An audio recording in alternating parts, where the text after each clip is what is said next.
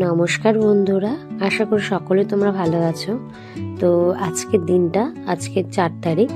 তো মোটামুটি দেখো, আমি টার্গেট নিয়েছি, ফুলফিল করার চেষ্টা করব। জানি না, আমি কালকে তো জানি না আমার কি হবে, কিন্তু 1 তারিখ থেকে 4 তারিখ অবধি কিন্তু মোটামুটি সব রকমইভাবে ঠিকঠাকভাবে চললো। কালকে তুলনায় আজকে একটু আগে উঠেছিলাম। তো কালকে রাস্তায় গিয়েছিলাম হাঁটতে, তো বেলা হয়ে গেছিলো বলে, কিন্তু আজকে আমি স্টেশনে গেছিলাম।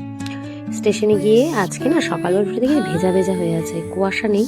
আর কিন্তু কুয়াশাটার জন্য ভালো লাগছিল। আচ্ছা, প্রচুর শিশির পড়ছে, মানে শিশির বৃষ্টি টাইপের। তোমার স্টেশনে গেলাম, আমি যখন যাচ্ছি তখন মোটামুটি হাঁটা কমপ্লিট। কলকাতার ট্রেনটা ঢুকলো, বেরিয়ে গেল। এসে নিয়ে না মুখটা দেখতে এত ভালো লাগে না, তোমরা চেষ্টা করো গো। সকালে ওঠা সত্যি একটা প্লাস পয়েন্ট আছে, এত ফ্রেশ লাগে।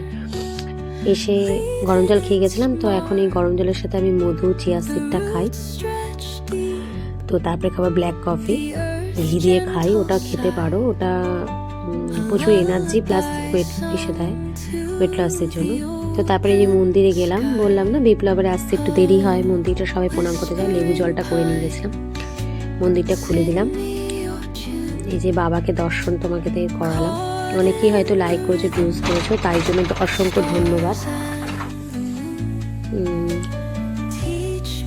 একদম দেখো, বাবা বেনারসি শাড়িটা পরেছে, তার সাথে ম্যাচিং হয়ে গেছে জামা কাপড়গুলো। মন্দিরে গেলাম, মন্দিরে গিয়ে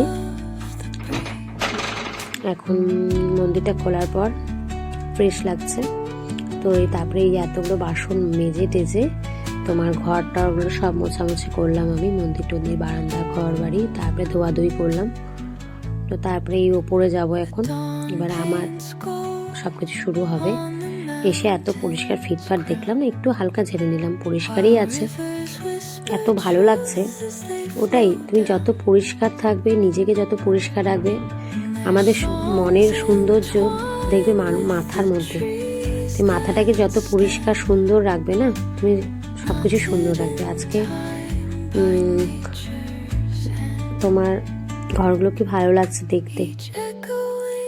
আজকে গাছগুলো নিয়ে আসবো, তার আগে একটু ব্যায়াম করে নিলাম। অনেক দিন ব্যায়াম করি না, অনেক দিন।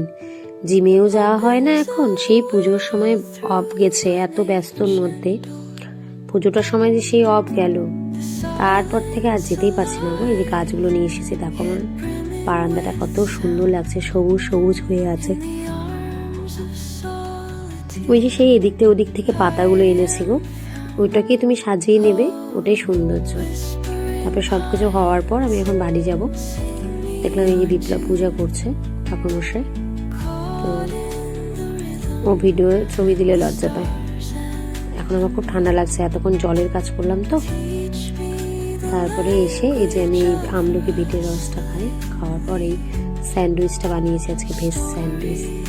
আসলে আমাদের এত নিরামিষ খাওয়া হয় বাড়িতে। এই যে গম ধুয়ে দিয়েছিলাম কালকে, আজকে আবার রোদ নেই, এই জন্য ছাদে নিয়ে যেতে পারলাম না। কালকে রোদ ছিল বলে আমি প্রচুর কাপড় কালকে ভিজিয়েছিলাম, সোয়েটারগুলো সব কাছাকাছি করলাম।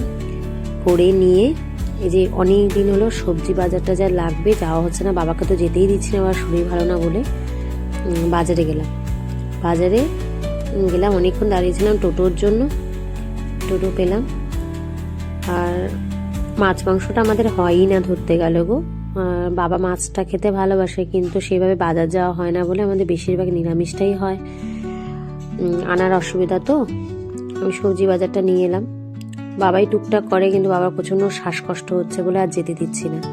তারপরে এসে নিয়ে টুকটাক কাজ করে, প্রচুর কাজ করেছি আজকে, কাপড় কেচেছি একদম ঠান্ডার মধ্যে।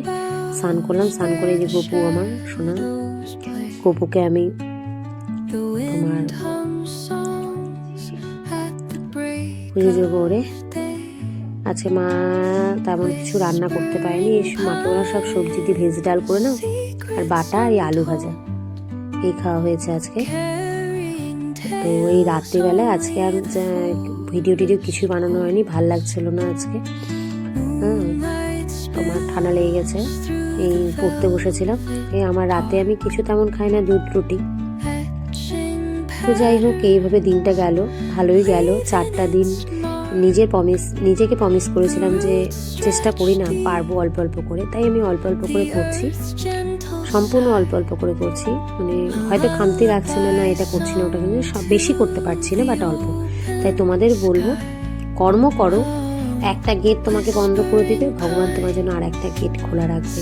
তাই কর্ম করে যাও, তুমি ঠিক একটা অপশান পেয়ে যাবে, ভগবান তোমার জন্য খুলে রাখবে।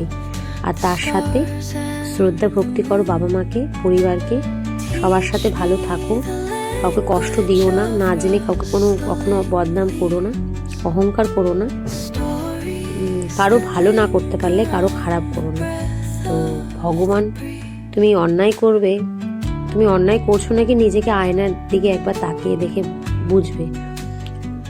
ওই যে বলা হয় যে যার কেউ নাই তার ভগবান আছে, এই কথাটা অনেক সত্যি, কিন্তু তুমি যদি অন্যায় করো ভগবান কিন্তু তোমাকে শাস্তি দেবেই, ঠিক আছে?